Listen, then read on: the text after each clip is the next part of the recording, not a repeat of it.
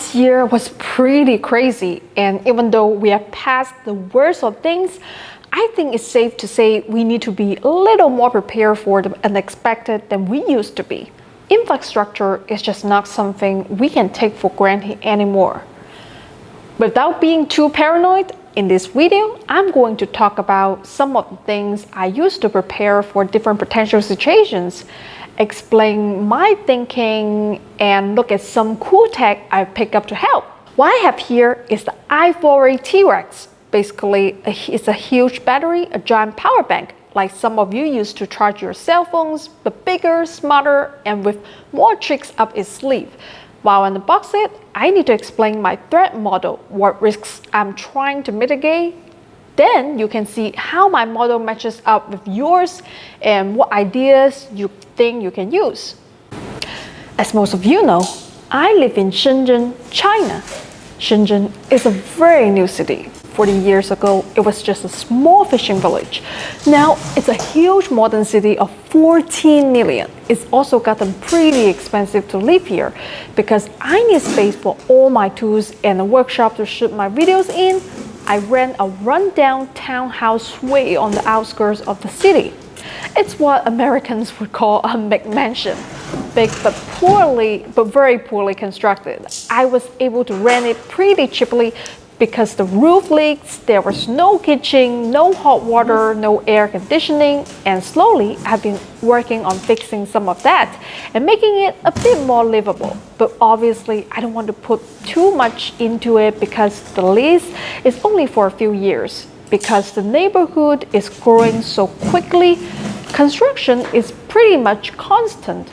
The roads here are being dug up to put in new water mains, new power lines, new fiber optic cables.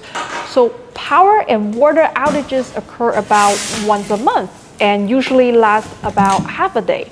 While Shenzhen is not prone to any sort of natural disaster, it's not crazy that a water main could burst or something could happen to the local infrastructure to cause a water or power outage for a few days. And that's what I've been trying to prepare for. It's a pretty realistic threat model, nothing too paranoid or outlandish. And I try to do what I can to prepare for it while staying in a reasonable budget. I have a solar hot water heater on the roof which paid for itself in the first year. And last month, I added a 2,000-liter water tank. Let me show you how the neighborhood plumbing uncles put it in.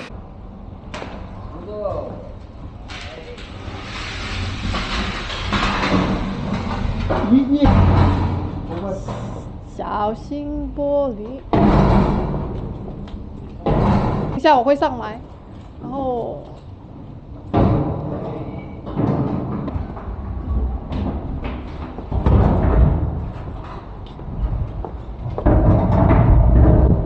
The total cost for the tank and installation was about $500. I split the cost with the landlord, so not too bad since it means I don't have to worry about the toilets not flushing when I have sponsors and advertisers over for meetings. So I can go a little while without water, but I still have to think about electricity. Okay, I have my AC outlet here. I have USB, I have the 12-volt output, and the AC input, and the solar input. I want to try out the solar input, so I'm going to bring the solar panel upstairs and test it.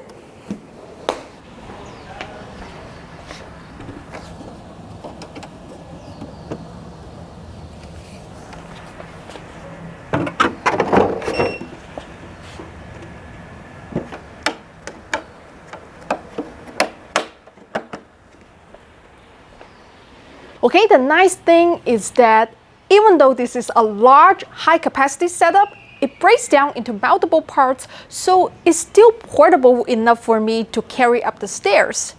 Now, obviously, normally I can keep it topped up with mains power, but if there's an emergency for more than a couple of days, I'll need solar. Let's see how that works.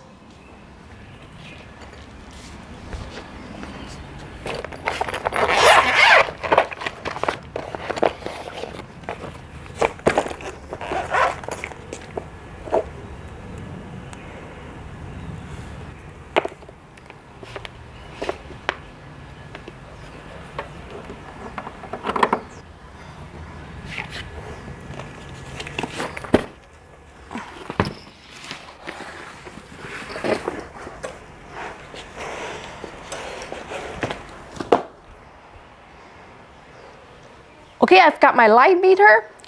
It's a pretty cloudy day. It says 376 lux. That's why there's only 25 watts of power going in the solar. Okay, let's leave that to charge, and let me show you what I use to get the most out of a battery like this. Okay, so why a giant battery like the iForway T-Rex and not a gas generator? I've got nothing against generators. They're great, but they have very specific requirements because you need to store gasoline with them. They need to be kept in a separate structure away from the house due to risk of fire, which makes them out of the question for apartments. You can't store the gasoline in a generator. It will corrode the lines, and they use quite a bit of gas or other fuels, about 12 liters or 3 gallons a day, which means eventually you have to go get more, which as a small person might not be the best or safest idea depending on the situation I'm facing and why there is no power and how people are handling that. If things are bad, I want to be able to hold up in my house, not go out scrounging for supplies. Even very quiet generators make a pretty distinct noise, which means everyone knows you have power, and they probably don't. Again, if you are a larger person or live someplace where gun ownership is legal, this might not matter. But for me, planning ahead for unknown circumstances, a lot of my risk management strategy is not advertising to the neighborhood that I've managed that risk and I'm doing okay, because that's just asking for trouble. I want to keep a very low profile until services are restored, even if that means getting by without a lot of comforts. Same things goes for those of you with camping vans or cabins.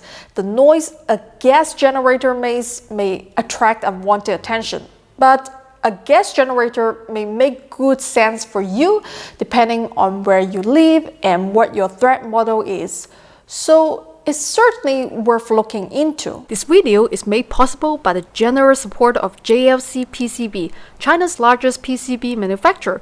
With JLC, you can have your PCB manufactured in under 24 hours, all while you track the process in real time. Prototype boards start at just $2 in any color.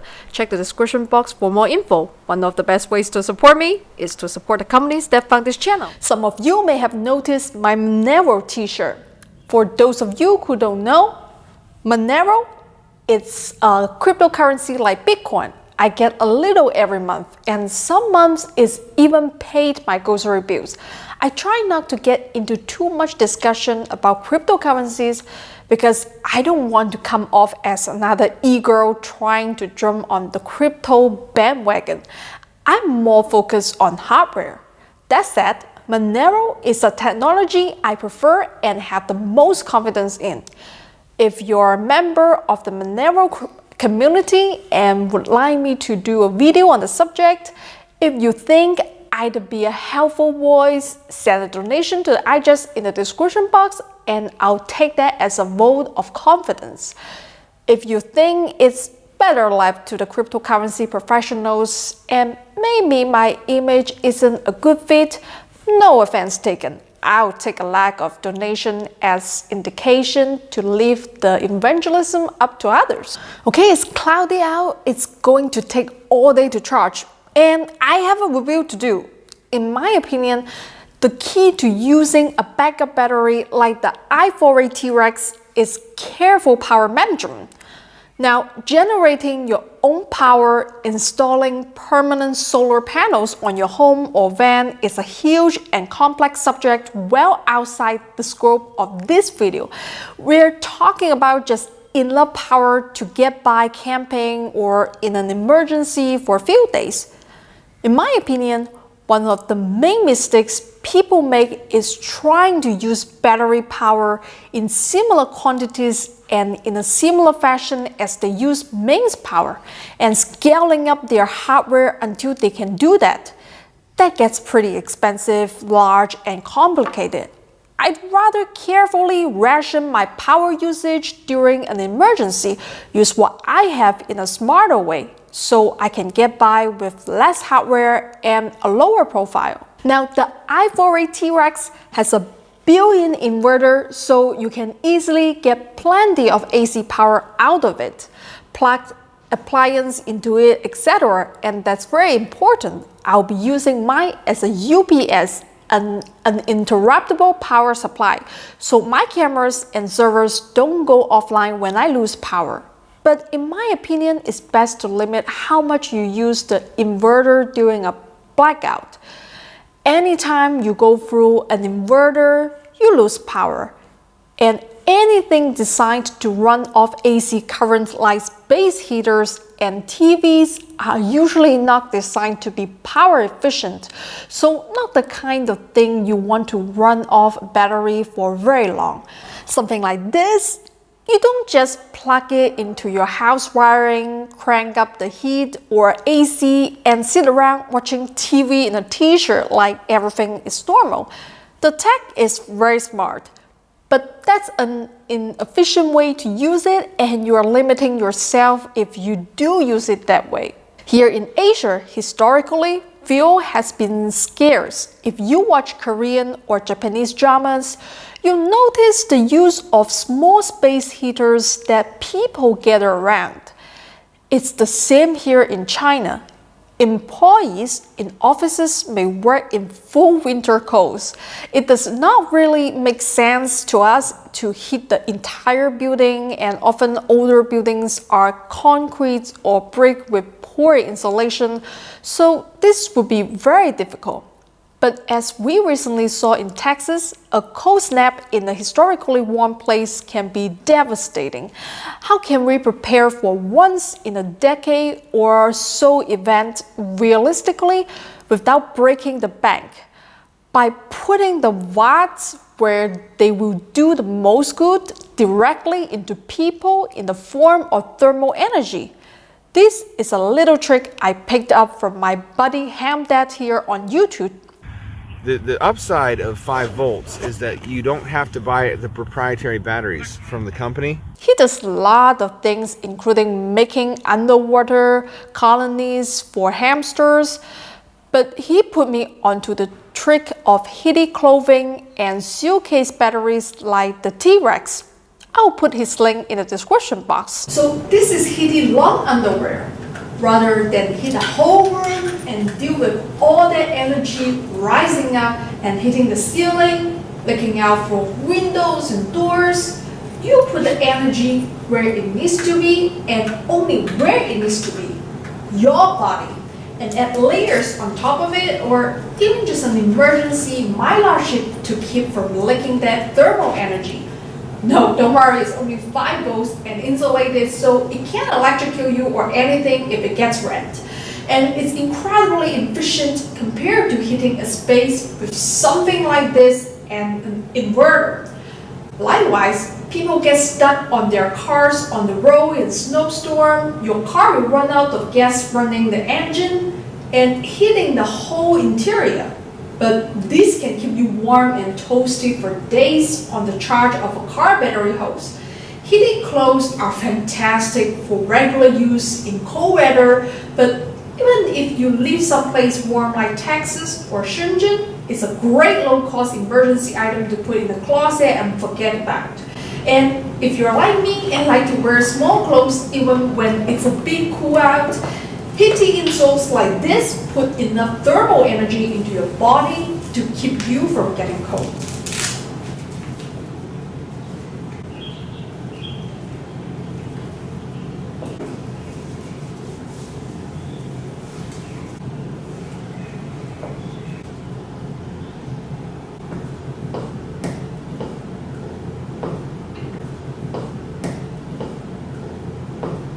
What about other things?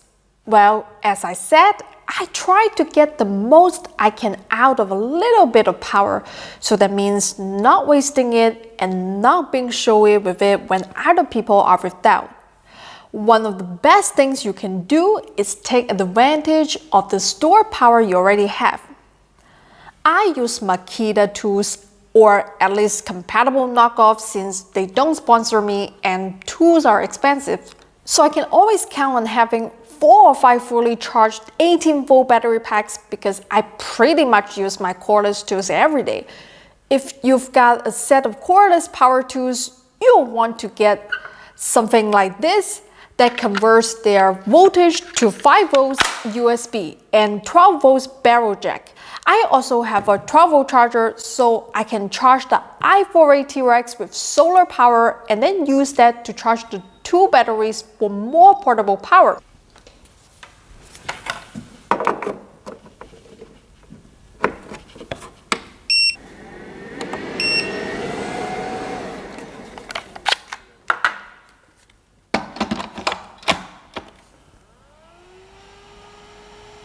I also have this light, but I usually don't use them during power outages, just when I'm working. For outages, I use a small headlamp. It puts all the lights where I need it and none when I don't. And let me save power for other things. It also means I don't have a string of bright 12 volt lights drawing attention and letting people know I have plenty of power.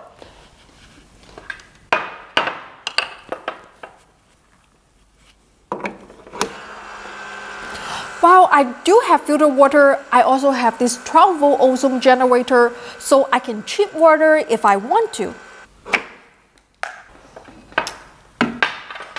While it's pretty unlikely I'll ever freeze in Shenzhen, it does get very hot, and power outages are most common during heat waves. While I'd probably be okay, I'd like to be comfortable, and I need to make sure Momo does not get heat stroke. Since only a few of my rooms are air conditioned, I get good use out of this DIY cordless fan. See, it's got an adapter on the back so I can use Makita batteries.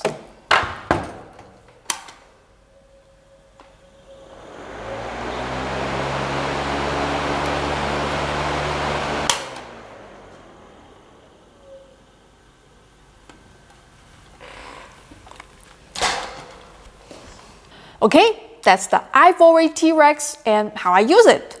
I know it's an unconventional purchase, the sort of thing many of us would have never considered just a few years ago. But times are changing and the world is getting a little unpredictable. With a suitcase battery and a few well-chosen accessories, you have a little insurance and some protection from blackouts, brownouts, and similar issues with the power grid. The iForway T-Rex is well made, easy to use, and I've got no problem recommending it if it's in your budget. If you have any questions about it, please post in the comments section.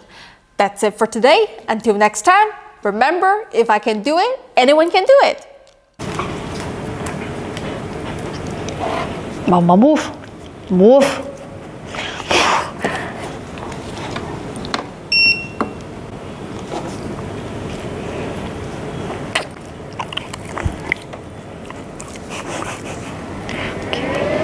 Okay. Okay, don't block the camera, Mama. Move. Move. Move. Move. Come here. Come over here. Yes, come over here. Don't block the camera. Okay.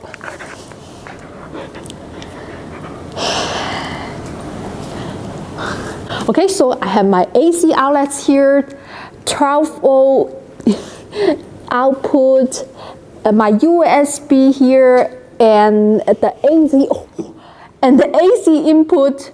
Right next to it is the solar input, and I want to try out the solar input. So this is my solar panel, Mama move.